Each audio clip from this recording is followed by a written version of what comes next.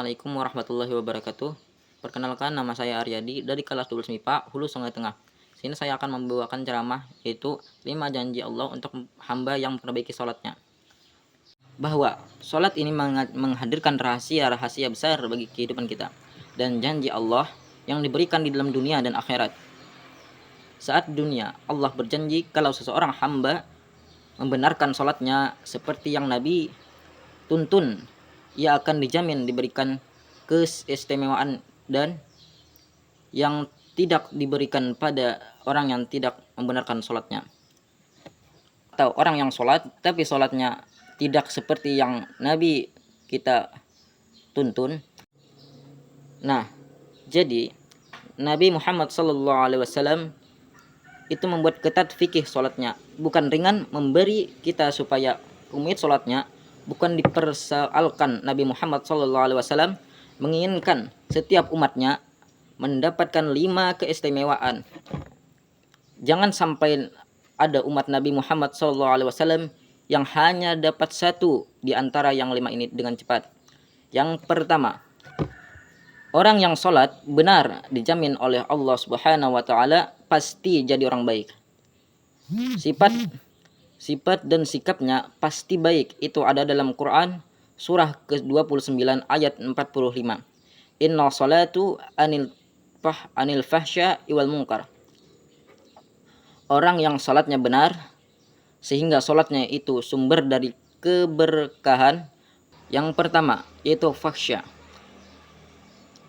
yang diingkari oleh Nabi, yang diingkari oleh Nabi Muhammad SAW, sehingga nafsu syahwat, pornografi, pornoaksi, zina, LGBT dan itu function narkoba, macam-macam. Setiap orang sholat harus jadi orang baik. Silahkan Anda cek anak-anak kita itu menjelang balik usia 7 tahun. Kita itu baru tumbuh saja menjelang balik usia 7 tahun. Yang ditekankan oleh Nabi Muhammad SAW itu sholatnya, bukan yang lain. Karena diajarannya sholat kemana? Karena diajarin dia Nabi Muhammad sholat kenapa?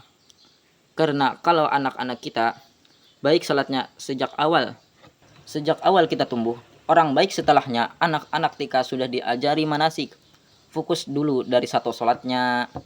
Tidak sah memang, cuman fokus pada yang utama.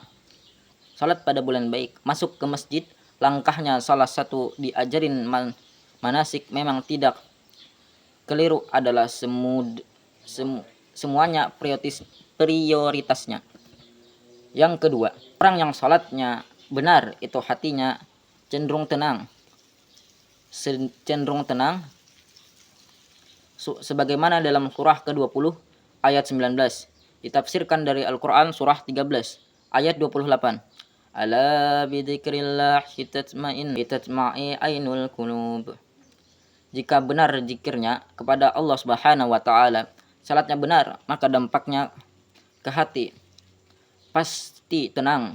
Kalau hati Anda sedang tenang dihadapkan pada masalah apapun akan biasa saja, karena besar jadi ringan. Yang ringan seakan tidak ada masalah. Persoalan kehidupan itu cenderung lebih nyaman, tenang, tidak susah, itu poinnya. Yang ketiga, Quran, Allah Subhanahu wa Ta'ala akan menjamin kemudahan hidupnya, bahkan rezekinya. Itu ada di Quran surah ke-65 ayat 22 sampai 3. Wa may yattaqillaha yaj'allahu makhraja wa yarzuqhum haitsu layak. Bagi siapa yang bisa meningkatkan takwanya kepada Allah Subhanahu wa Ta'ala, tingkatkan yallahu makhraja, kami berikan jalan keluar, solusi dari persoalan setiap yang dia alami. Semakin Anda tingkatkan takwa Anda kepada Allah Subhanahu wa Ta'ala, semakin Anda tingkatkan terus takwa, persoalan lebih ringan. Orang-orang yang terus meningkatkan takwanya kepada Allah Subhanahu wa taala, maka akan diringankan kehidupannya oleh Allah Subhanahu wa taala. Bukan gak punya masalah, sama dia punya masalah, cuma saat akan dihadapi Allah Subhanahu wa taala meringankan masalahnya sehingga seakan seperti nggak punya masalah. Jangan Anda kira misalnya ulama, para kiai, ustadz, dan orang bertakwa yang sebagian dekat dengan Allah nggak punya masalah. Mungkin banyak masalah. Kadang-kadang masalah orang yang takwa dipilih juga gitu.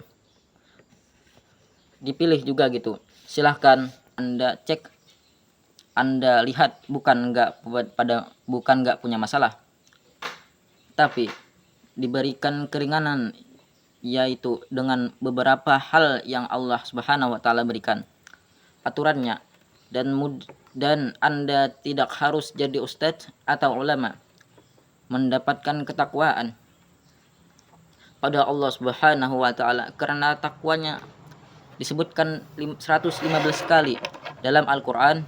Kalimat pertanyaannya bersanding dengan sholat di surah Al-Baqarah ayat 202.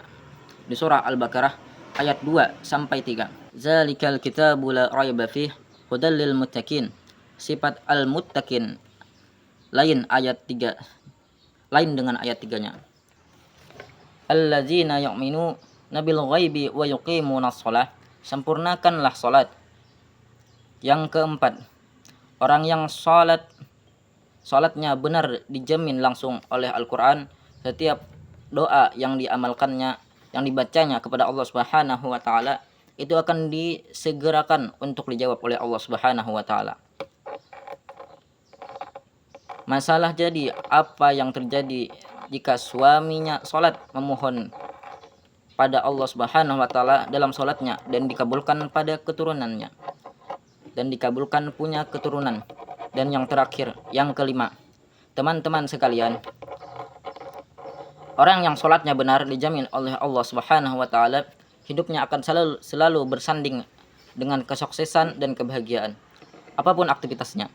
Itu ada dalam Al-Qur'an surah ke-23 ayat 1 dan 2. Jadi Anda tidak diminta oleh Allah Subhanahu wa taala jadi apapun, silahkan sesuai dengan apa yang Anda inginkan, selama itu baik. Yang penting kaidah Qur'annya soleh, menjaga aturan Allah Subhanahu wa taala. Mau jadi pembisnis, silahkan bisnis yang soleh. Anda mau jadi tentara, silahkan tentara yang soleh. Anda mau jadi apapun, silahkan, sepanjang Allah ridho. Dijamin oleh Quran itu benar, khusyuk Anda ditunaikan, maka semua profesi yang Anda bimbing oleh Allah menggapai puncak kesuksesan terbaiknya di hidupnya. Dalil surah ke-23 ayat 1 dan 2. Qad aflaha man min nur. Orang yang imannya benar pastinya akan menggapai kesuksesan dan kebahagiaan dalam setiap aktivitas hidupnya. Apa ciri pertama? Alladzina kum fi salatihim khasimun. Yang rahasia di balik perintahnya, ketatnya aturan Nabi Muhammad SAW terkait persoalan sholat ini.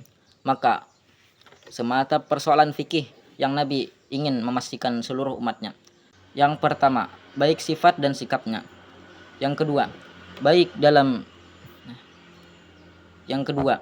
tenang dalam menjalani kehidupan.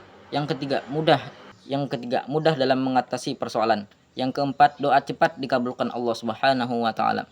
Apapun profesi yang mereka bisa menggapai kesuksesan yang diharapkan, kebahagiaan kehidupan.